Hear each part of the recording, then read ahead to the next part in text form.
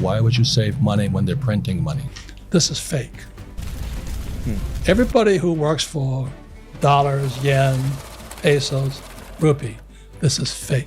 Stupid people work for this stuff. The reason the gap between rich and poor is getting wider is because poor people don't know what real money is.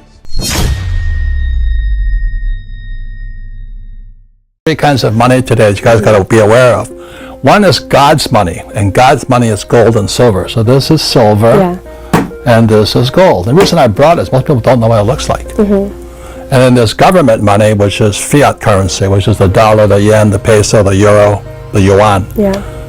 Fake. And everybody's working hard for it.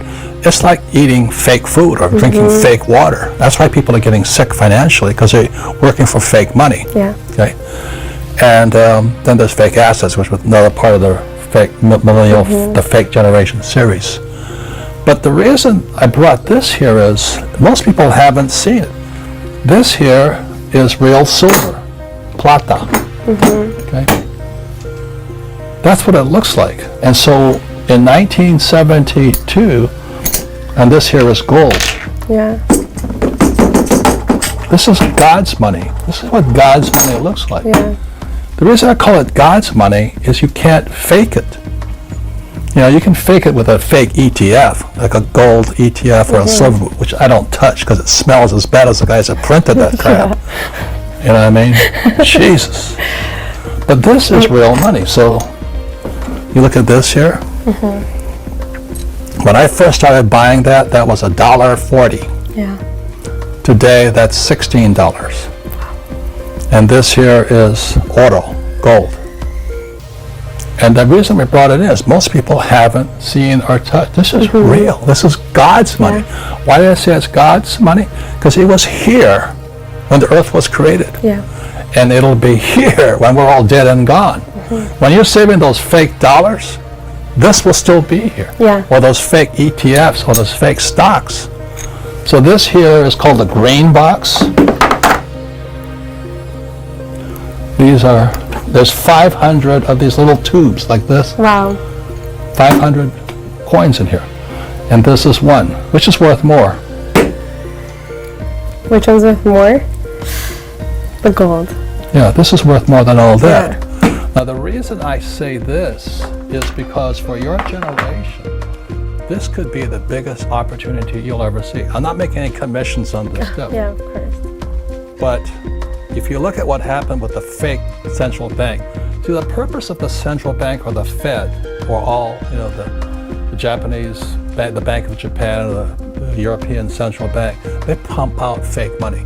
The purpose of central banks like the Fed is to protect the banks, not you. They're a criminal operation as far as I'm concerned. You're going to find that most of my talks is about the Fed. So I would recommend you guys buy this stuff. Don't save money. Don't save government money, because they're corrupt as hell, as you know. Is I'll borrow, let's say, $20 million. The cash flow buys this. Right. So you're using government printed money for your own assets. To buy this. And then the income from the assets you convert into gold. Yes. This is God's money. God put it here. God put this, I'm not religious, but I'm just, okay. And this here was put by God. This here is to be flushed down the toilet. And that's what they're doing with it. But oh, I made this much this month. Loser. Your job is to take this, convert to this, or convert to this. Not to brag, but I own tons of this. How much? How I own the mines. You own the mines? I'm a capitalist. Right. I bought the biggest gold mine in America last July. It's in Utah. So you're literally mining your own gold? Amen. Amen. But they're printing $1 trillion. And the reason the gap between rich and poor is getting wider is because poor people don't know what real money is. They violate Gresham's law. They work for fake money. Oh, I got a pay raise. I'm making $100,000 a year. Well, $100,000 this year was not worth nothing, but you're working hard for money. So that's why if you read Rich Dad Poor Dad, 26 years now, #1 book in history, says the rich don't work for fake money. The rich work to acquire assets. Silver is an asset. Fake silver is a liability.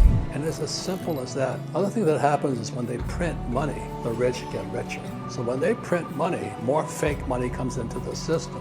So because I own silver and gold mines, I own businesses, I own real estate, I have all that, because I have real assets, it goes up.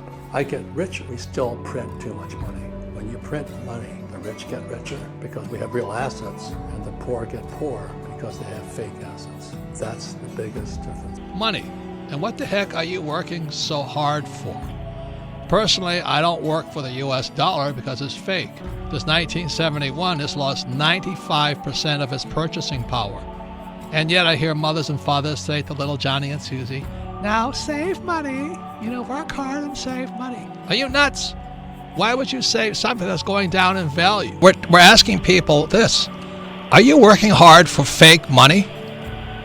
A thing called the US dollar, or worse, the Japanese yen, or the peso, or the euro, or the Singapore dollar? Are you nuts?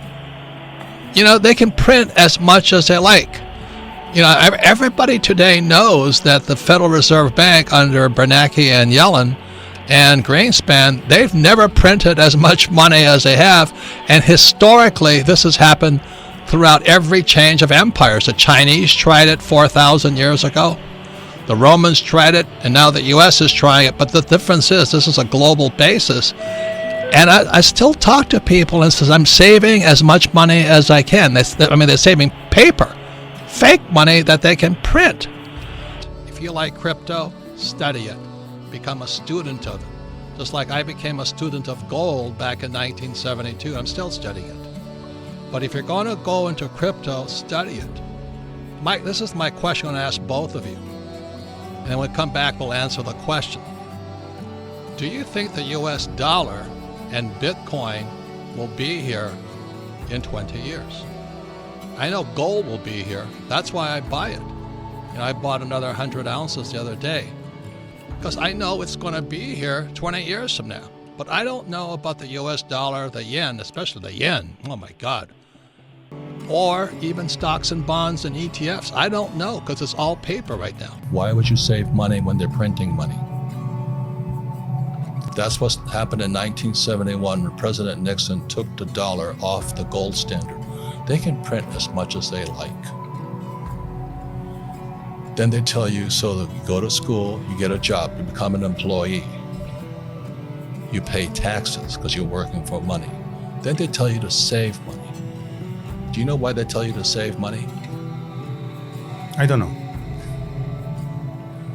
Because the system of banking, it's nothing to do with communism or capitalism. It's the banks run the world. The rich run the world. They don't care if you're communist or capitalist.